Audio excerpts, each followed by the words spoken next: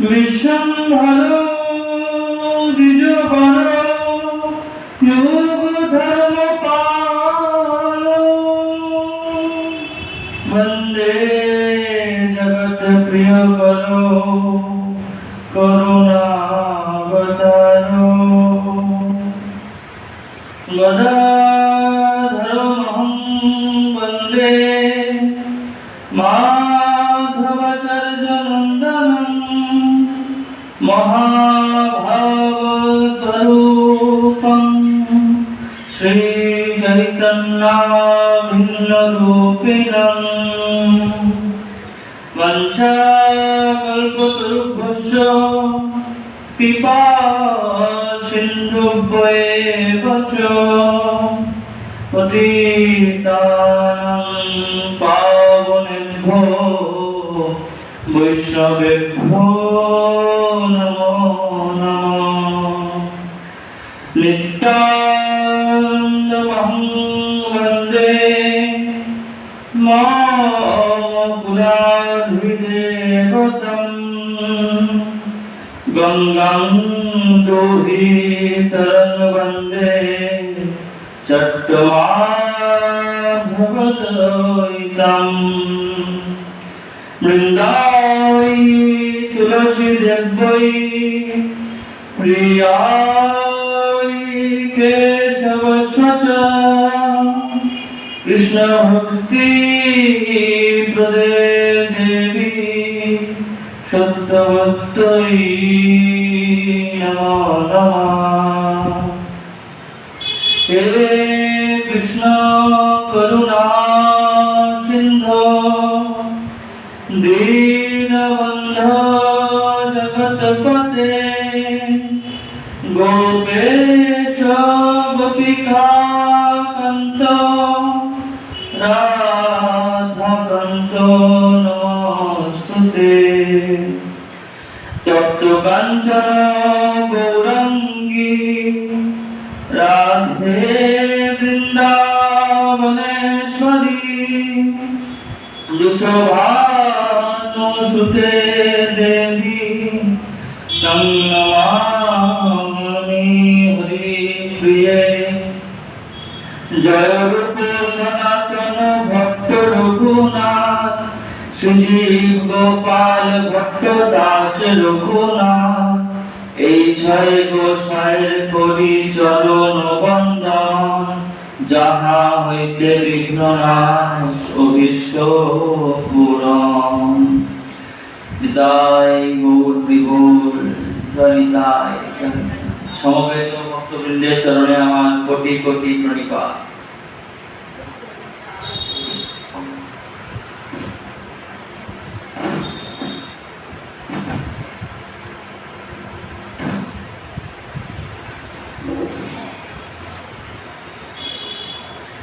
দেখুন,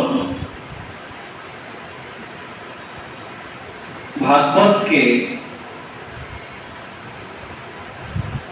বেদ কল্পবৃক্ষের ফল বলেছেন ব্যাসদেব।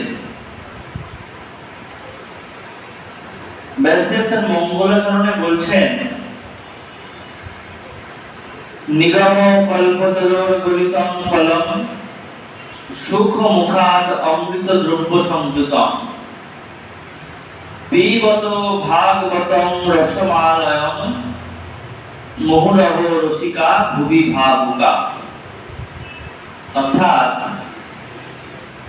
এখানে নিগম শব্দের অর্থ হলো বেদ। বেদকে ব্যাসদেব কল্পতরু বলছেন। কল্পতরু কাকে বলা হয়? যে বৃক্ষের সামনে বা নিচে দাঁড়িয়ে যা কল্পনা করা হয় বা যাচক যা কল্পনা করেন সেই বৃক্ষ তাকে সেই ফলই দান করে, তাকেই বলা হয় কল্প বৃক্ষ। তো দেখুন, পৃথিবীতে কি এমন কোন বৃক্ষ রয়েছে যে সব ফল দান করতে পারে? তো না, সেরকম কোন বৃক্ষ পৃথিবীতে নেই। যে একই বৃক্ষ সমস্ত রকম ফল দান করতে পারে। দেখবেন যেমন আম গাছ শুধুমাত্র আমই দান করতে পারে, অন্য কোনো ফল দান করতে পারে না, তেমন যে কোনো গাছ, যে কোনো বৃক্ষ সব রকম ফল দান করতে পারে না। কিন্তু যে বৃক্ষ সব ফল দান করতে পারে তাকেই আমরা কল্প বৃক্ষ বলি। দেবরাজ ইন্দ্রের স্বর্গের নন্দন কাননে এরকম একটি কল্প বৃক্ষ বিদ্যমান। তেমনি বেদকে কল্প বৃক্ষ বলা হয়েছে। দেখুন এই জগতের জীব কি কি চাইতে পারে, ধর্ম, অর্থ, কাম, মোক্ষ, এই চারটি জিনিস জীবের কাম্য। এই চারটি জিনিসকে একত্রে পুরুষার্থ বলা হয়ে থাকে। তো এই চারটি পুরুষার্থই বেদ দান করতে পারে। আমাদের জগতে দুই প্রকার মানুষ রয়েছে, কি কি? ত্যাগী ও ভোগী। ভোগীরা কি চায়? অর্থ আর কাম। শুধু এই জন্মে নয়, তারা পরজন্মেও সেটি পাওয়ার জন্যে যে কোনো ধর্ম সাধনা করে থাকে, যাগযজ্ঞাদি করে থাকে। আবার ত্যাগীরা কি চান? ত্যাগীরা চান মোক্ষ, অর্থাৎ মুক্তি লাভ, এই সংসার থেকে চির মুক্তি লাভ। তো বেদ বৃক্ষের কাছে যদি আপনি অর্থ চান, বিত্ত চান এবং যে কোনো কাম্য বস্তু চান, বেদ আপনাকে সেই কাম্য বস্তুই দান করবে। আবার ত্যাগীরাও মুখ্যের সন্ধান পান বেদ থেকে। যেহেতু এই চতুর্বিধ পুরুষার্থ বেদ দান করে থাকে, তাই তো বেদকে কল্প বৃক্ষ বলা হয়ে থাকে। এই বেদের একটি নামই হলো নিগম। যেমন দেখবেন আগম মানে তন্ত্র, তেমন নিগম মানে বেদ। এই বেদ বৃক্ষের ফলিত ফলই হলো ভাগবত। তো ফলিত ফল কেন বলা হচ্ছে? কারণ দেখুন শাখার পর শাখা গলে গলেই তবে এই ভাগবত ফলটি নিচে পড়েছেন, তাই তো বলা হচ্ছে গলিত ফল। শ্রী গোসাইপাদ বলছেন অতি পক্কং শতএব পতিতং ন কেনাপি বলাৎ পাতিতং। অর্থাৎ ফলটা খুব পেকে গেছিল, আপনি গাছ থেকে পড়ে গেছে। দেখুন গাছের উচ্চ শাখা থেকে যদি অতি পক্ক ফলটি নিচে পড়ে যায়, কি হবে? ফেটে যাবে, ফেটে রস বেরোবে, এবং যখনই ফেটে যাবে তখন ধুলোবালি ঢোকবার সম্ভাবনা থাকবে। কিন্তু দেখবেন যদি শাখার পর শাখা গলে গলে ফলটি নিচে পড়ে, তখন সেই ফলটি অবিকৃত থাকবে। তেমনি এই বেদ বৃক্ষের উচ্চ শাখায় ভাগবত ফলটি ঝুলছিল। কৃষ্ণ প্রেমরসে কৈতম্বুর হয়ে আপনি পড়ে যায়, কিন্তু সরাসরি নিচে পড়ে না, শাখার পর শাখা গলিয়ে গলিয়ে নিচে পড়ে। কিভাবে? স্বয়ং গোবিন্দ কৃষ্ণ আমার ব্রহ্মাকে চতুশ্লোকী ভাগবত শোনান, অর্থাৎ 4টি শ্লোক বিশিষ্ট ভাগবত। ব্রহ্মা এরপর নারদকে, নারদ ব্যাসদেবকে, এবং ব্যাসদেব তার পুত্র শুকদেবকে এই ভাগবত শোনান। এভাবেই কৃষ্ণ শাখা হতে গলতে গলতে শাখা পরম্পরায় এই ফলটি নিচে পড়ে, তাই ফলটি অবিকৃত থাকে। নারদ এই ফলটি কুড়িয়ে এনে ব্যাসদেবের হাতে তুলে দেন এবং বলেন, ব্যাসদেব, এই ফলটি, এই ভাগবত তুমি বিস্তার করো। ব্যাসদেব তখন তার পুত্র শুকদেবকে বলেন এই ভাগবতের বিস্তারের জন্য। শুকদেব হরিদ্বারে ব্রহ্মকুণ্ডের তীরে আসন্ন মৃত্যু অভিশাপগ্রস্ত রাজা পরীক্ষিতকে 7 দিন ব্যাপী ভাগবত শোনান। সেই ভাগবত সভায় উপস্থিত ছিলেন রোমহর্ষণ ঋষির পুত্র উগ্রসভা, যাহাকে আমরা সবাই সুত গোস্বামী পাঠ বলেছি। তিনি পরবর্তী ক্ষেত্রে নৈমিষারণ্যে 60,000 ঋষির সভায় এই ভাগবত কথা নিবেদন করেন। তো দেখুন, মঙ্গলাচরণের দ্বিতীয় শ্লোকে কি বলছে? সুখ মুখাত অমৃত দ্রব্য সংযুত, অর্থাৎ বাগানে অনেক পাকা আম রয়েছে, প্রত্যেকটি আমই মিষ্ট, অধিকতর মিষ্ট, কিন্তু দেখবেন কিছু কিছু আমের গায়ে কালো কালো দাগ থাকে। সেই আমগুলো রাতের বেলায় শুক পাখি খায় এবং এই শুক পাখির লালা মিশে যাওয়ায়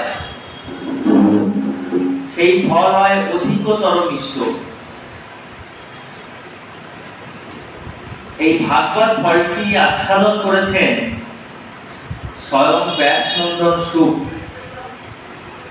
তো সেই শুকের আস্বাদন লালা অমৃত দ্রব্য এই আমে প্রবেশ করায় এই ফলটি হচ্ছে অধিকতর মিষ্ট।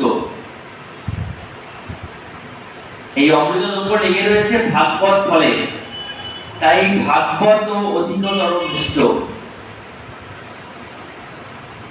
এরপর কি বলছেন? বলছেন পিবত ভাগবতং রসম, ভাগবত রূপ রসময় ফলকে পান করুন। তো দেখুন, ফল কি পান করা যায়? যে কোনো তরল দ্রব্যকে পান করা যায়, ফল কি আমরা পান করি? চা, দুধ, শরবত এগুলো পান করি। তাহলে পিবত কেন বলছেন? বলছেন আমরা যখন ফলের সব অংশ খাই না, আটি খোসা ফেলে দিই, তেমন ভাগবতকে ফল বললে সেই দোষটা হয়।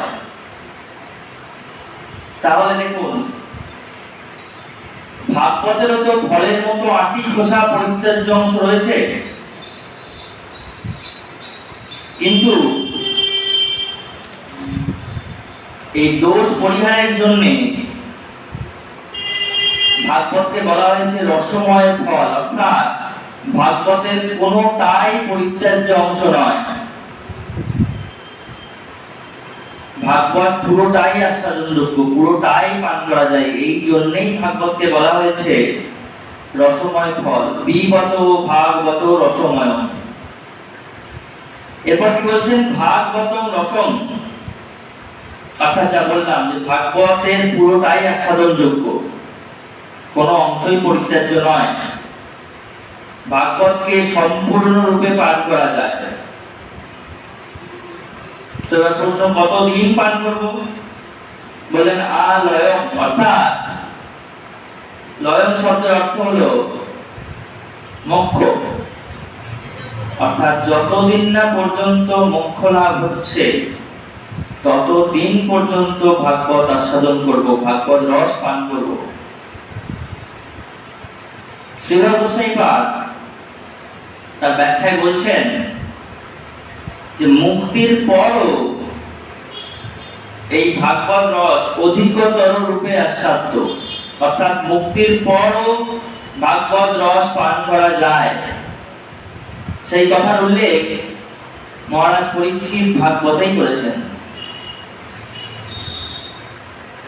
যারা বিষয় বাসনা মুক্ত, অর্থাৎ নিবৃত্ত দর্শা, মানে যারা বিষয় বাসনা থেকে দূরে থাকেন, বিষয় বাসনা থেকে অধিকতর রূপে মুক্ত, তারা এই ভাগবত রূপ ফল আস্বাদন করেন। তাহলে এখানে সিদ্ধান্ত কি দাঁড়ালো? মুক্ত, মুমুক্ষু এবং বিষয়ী সকলেই ভাগবত রূপ ফল আস্বাদন করেন। তারা করেন না, একমাত্র আত্মঘাতী বা পশুঘাতী যারা, তারা এই ভাগবত বা ভাগবতিকতার মর্যাদা দান করেন না। ব্যাসদেব জগতের জীবকে আশীর্বাদ করে বললেন, এই ভাগবত ফল তোমরা বারবার আস্বাদন করো, মুহুরহ রসিকা ভুবি ভাবুকা। তো কারা আস্বাদন অধিকারী? তো দেখুন বলছে রসিকা ভুবি ভাবুকা, অর্থাৎ রসিকা মানে হচ্ছে লীলা রস যারা আস্বাদন করতে চান, রাধা গোবিন্দের অমৃতময় ব্রতলীলা আস্বাদন করতে যারা চান, তারাই হলেন রসিকা। আর ভাবুকা কারা? যারা তাত্ত্বিক, যারা কৃষ্ণ তত্ত্ব, ভক্তি তত্ত্ব জানতে চান, আস্বাদন করতে চান, তারাই হলেন ভাবুকা। দেখুন, লীলারস এবং তাত্ত্বিক উভয়েই ভাগবত রস আস্বাদন করতে পারেন। তত্ত্ব না জানলে লীলায় প্রবেশাধিকার জন্মায় না। তত্ত্বের উপর দাঁড়িয়ে আছে লীলা। যেমন দেখুন, ত্রেতা যুগে রামচন্দ্রের যুদ্ধ হচ্ছে রাবণের সঙ্গে। আপনি রাবণকে রামচন্দ্রের শত্রু মনে করছেন, কারণ আপনি তত্ত্ব জানেন না। কাজে লীলা রসও আপনার আস্বাদন হচ্ছে না। কিন্তু দেখবেন, যিনি তাত্ত্বিক, যিনি তত্ত্ব জানেন, তিনি জানেন যে রাম হচ্ছেন ভগবান, রাবণ হচ্ছে তারই ভক্ত। এই রাবণ ও কুম্ভকর্ণ কে জানেন? এনারা দুজনই হলেন বৈকুণ্ঠের দ্বার রক্ষী জয় বিজয়। তো এখানে ভগবান ভক্তের সাথে যুদ্ধ করে যুদ্ধ রস আস্বাদন করছেন, এটি জানলেই আপনার লীলা রস আস্বাদন করা হবে। তো দেখুন, মহর্ষি নারদ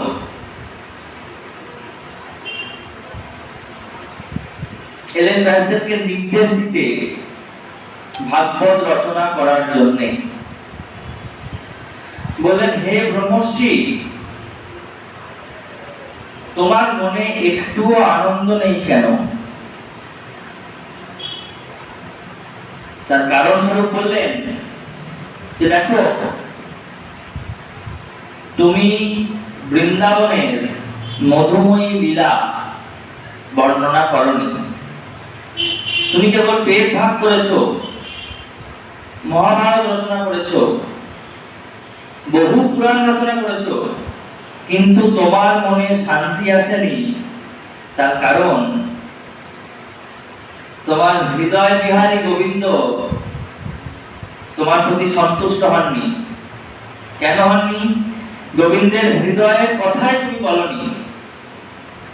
তুমি শাস্ত্রে কেবল ধর্ম, অর্থ, কাম, মোক্ষ এদের কথাই বলেছো, কিন্তু লীলা পুরুষোত্তম গোবিন্দের ব্রজলীলার কথা তুমি কোথাও বলনি। তাই জগৎবাসীকে এই অমৃতময়ী ব্রজলীলার কথা শোনা, এই বলে নারদ চলে গেলেন। ব্যাসদেব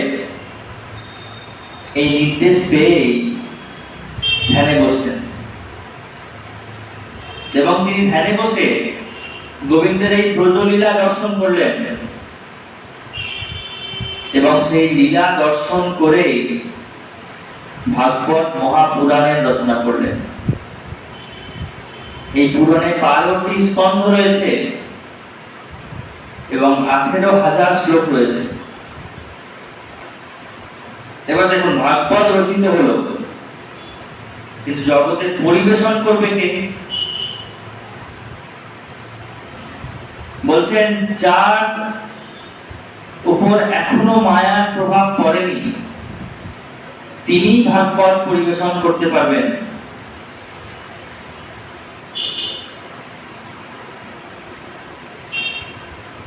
এই হরিকথা প্রচার করবার জন্য ব্যাসদেব মায়া সম্পর্কহীন পুত্রের কামনা করে তপস্যা করতে শুরু করলেন।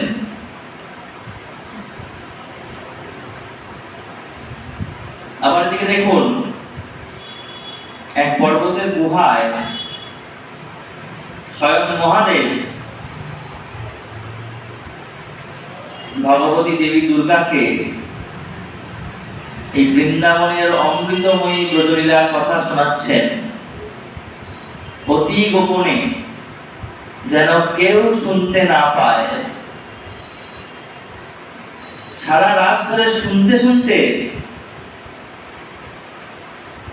দেবী পার্বতী মহাদেবের কোলেই ঘুমিয়ে যান, কিন্তু মহাদেব বুঝতে পারেননি। কারণ তিনি যখন গল্প শোনাচ্ছিলেন পার্বতী সাড়া দিচ্ছিলেন। ঠিক এমন অবস্থায় গুহার বাইরে এক কোণে ছিল এক সুখ পাখি। কে এই সুখ পাখি? এই সুখ পাখি আর কেউ নয়, রাধারানীর কুঞ্জের বিচক্ষণ নামের এক সুখ পাখি। তো দেখুন, ভোর হয়ে গেছে, মহাদেব দেখছেন পার্বতী তো অনেকক্ষণ ঘুমিয়ে গেছেন, তাহলে সারাকে দিচ্ছে। তো দেখলেন যে এই সুখ পাখি পার্বতীর গলা নকল করে সারা দিয়ে যাচ্ছেন। মহাদেব অত্যন্ত ক্রুদ্ধ হয়ে ত্রিশূল হাতে চললেন ওই সুখ পাখিকে হত্যা করতে। মহাদেবের ত্রিশূলের আঘাতে সুখ পাখিটি মারা গেলেন এবং ওই আত্মাটি গিয়ে প্রবেশ করলো ব্যাসদেবের স্ত্রী বিটিকার গর্ভে।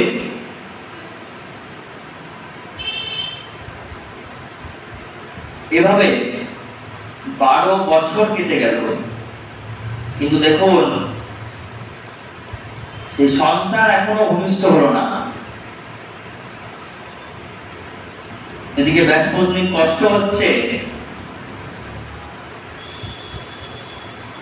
ব্যাসদেব বলছেন, হে পুত্র, তুমি ভূমিষ্ঠ হও। তো পুত্র গর্ভের ভেতর থেকে বলছেন যে এই মায়ার জগতে আমি ভূমিষ্ঠ হব না। এবার তাহলে উপায়? বলেন, যার মায়া তিনি যদি এসে আদেশ করেন তবেই আমি ভূমিষ্ঠ হব। এবার শ্রীকৃষ্ণ এখন দ্বারকায়। ব্যাসদেব শ্রীকৃষ্ণকে দ্বারকা হতে নিয়ে এলেন। শ্রীকৃষ্ণ বললেন, ওহে পুত্র, তুমি ভূমিষ্ঠ হও। গর্ভ থেকে পুত্র বললেন,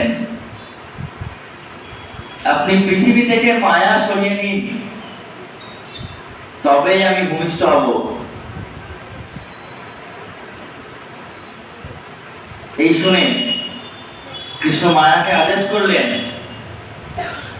পৃথিবী থেকে তৎক্ষণাৎ বিদায় নেওয়ার জন্য।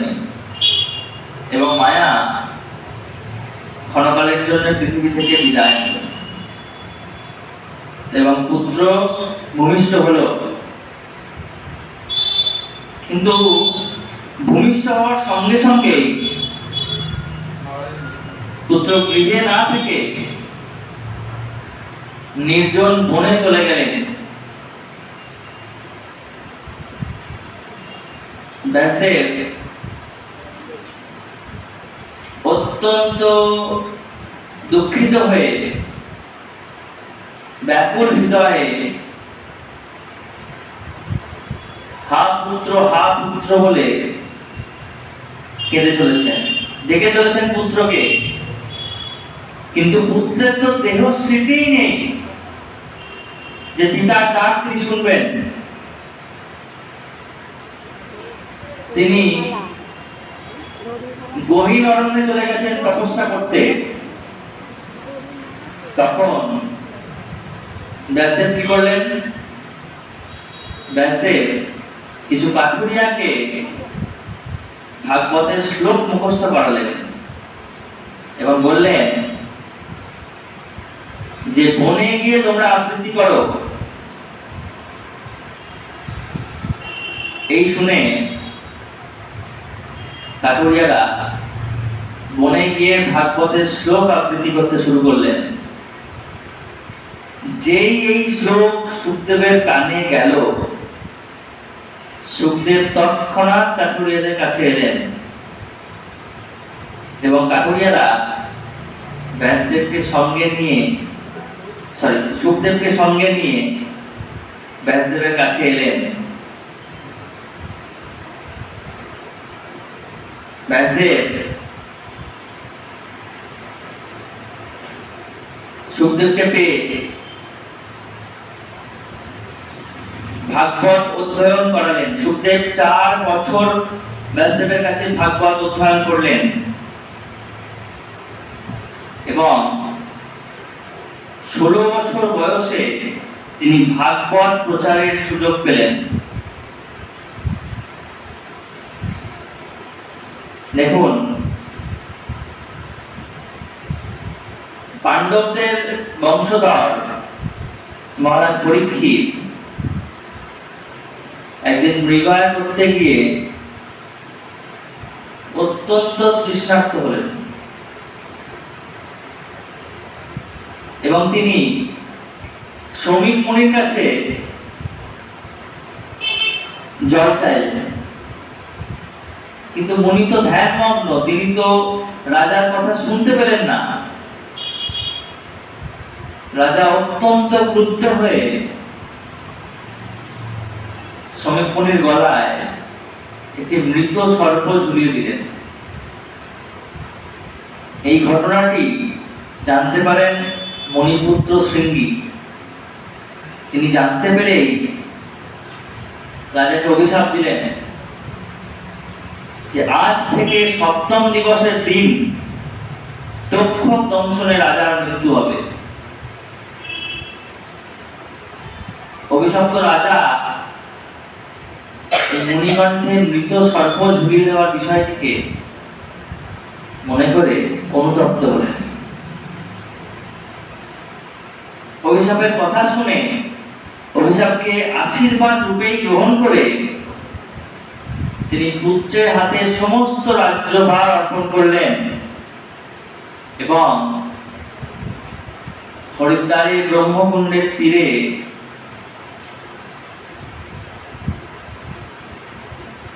গরলগ্নিকৃত বসনে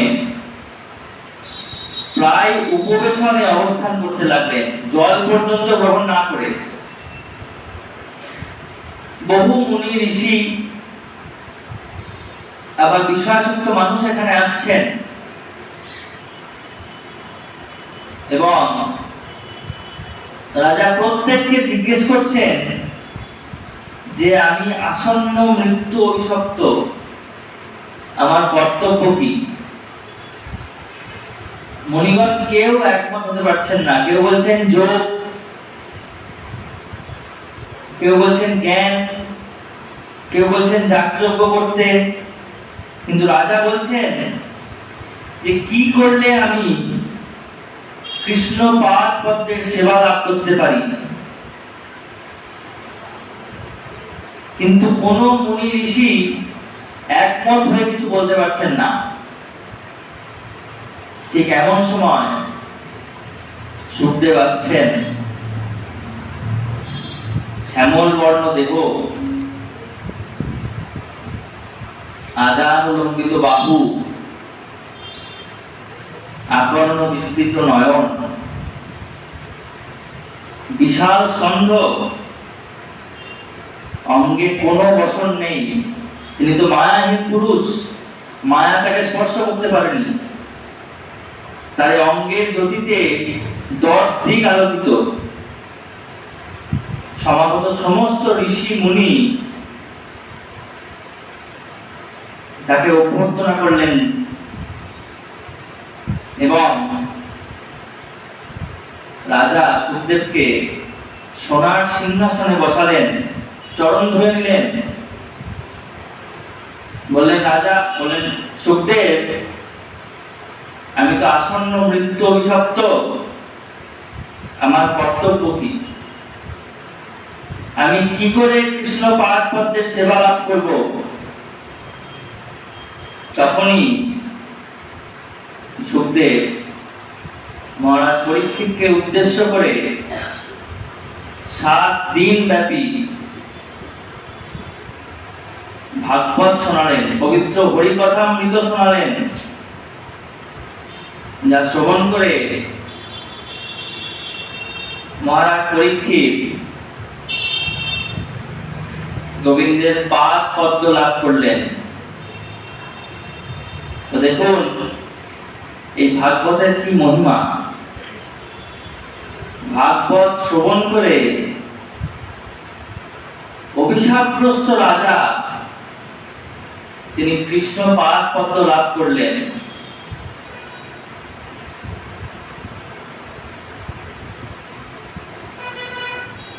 তো আমরাও এই ভাগবত কথা শ্রবণ করে আমাদের জীবন ধন্যাতি ধন্য করি। ভাগবত শ্রবণেই আমাদের সমস্ত পাপ কেটে যাবে, আমরা মুক্তি লাভ করব। সকলে মিলে ভাগবত শ্রবণ করুন, জীবন ধন্য করুন। জয় নিতাই গৌর হরি বল।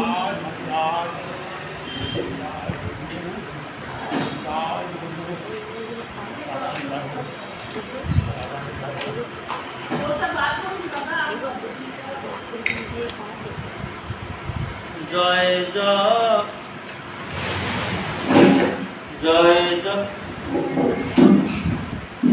জয় জয় রাধে কৃষ্ণ গোবিন্দ রাধে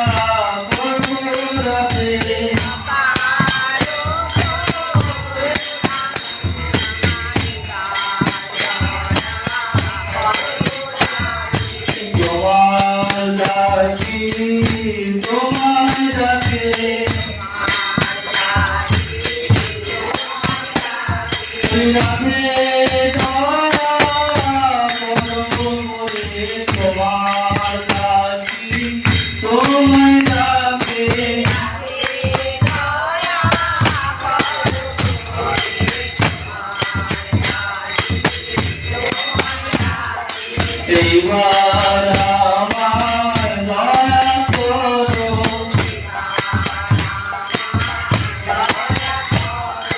এইবার আমায় কৃপা করো,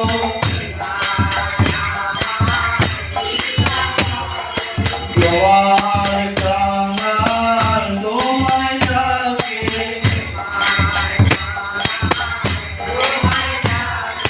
তোমার কাঙাল তোমায় ডাকে,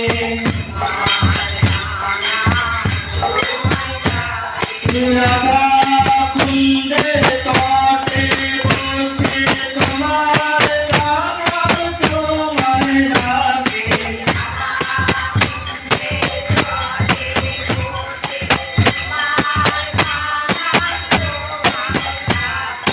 রাধা কুণ্ডের তটে বসে তোমার কাঙাল তোমায় ডাকে।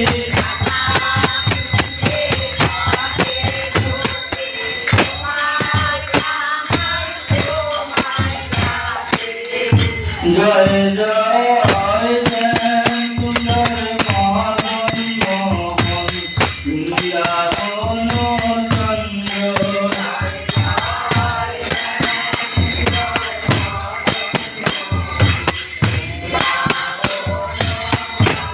ওই শ্যাম সুন্দর মদন মোহন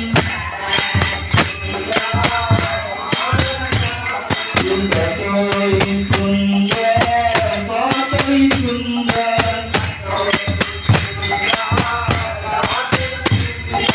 শ্যাম সুন্দর মদন মোহন আমার কতই সুন্দর, কতই সুন্দর,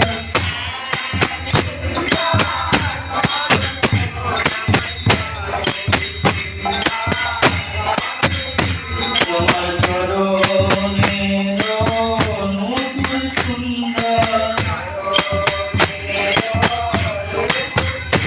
তোমার কোটি কটিত বদন সুন্দর, তোমার গলে বনমালা সুন্দর,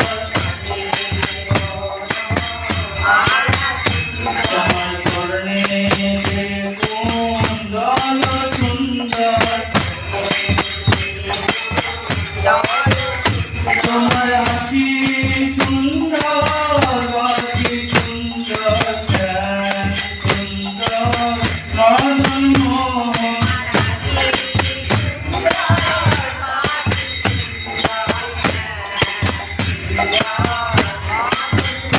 তোমার ললাটে তিলক সুন্দর, তোমার মাথায় ময়ূর পাখা সুন্দর, তোমার বামে রাধা রানী সুন্দর,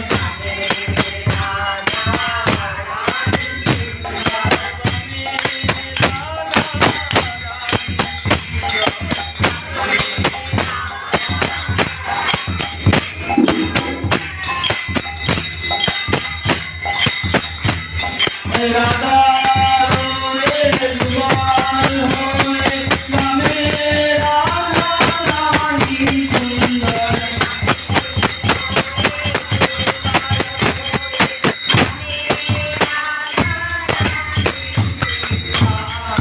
জয় জয় রাধা রমন লক্ষ্মী বিহারী শ্রী গোকুলানন্দ,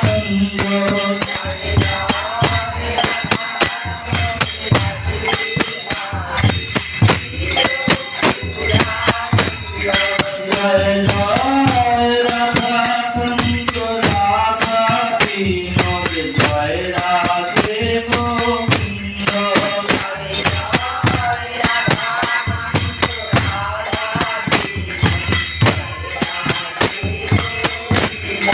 জয় জয় রাধেশ্বরী বিনোদিনী রায় ভানু কুল চন্দ্র,